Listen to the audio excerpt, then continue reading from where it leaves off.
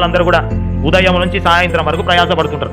ఆ కూలి పని, ఆ కష్ట పని, ఈ కష్టాలని, ఈ చేతి పనులని, ఇక్కడ అక్కడ అని ఆ స్కూల్కి పోయి చిన్న చిన్న జీతాలకు, చిన్న చిన్న సరిపడని జీతాలకు, సరిపడని కూలి పనులకు చిన్న చిన్నగా పనులు చేస్తూ ఉంటారు. సంవత్సరం నెలలంతా పని చేస్తే వస్తే ఆ నెలకు వచ్చిన జీతము చేతిలో పడంగానే ఆ జీతం ఒక 10 నిమిషాల్లో ఎక్కడ పోతుందో తెలియదు.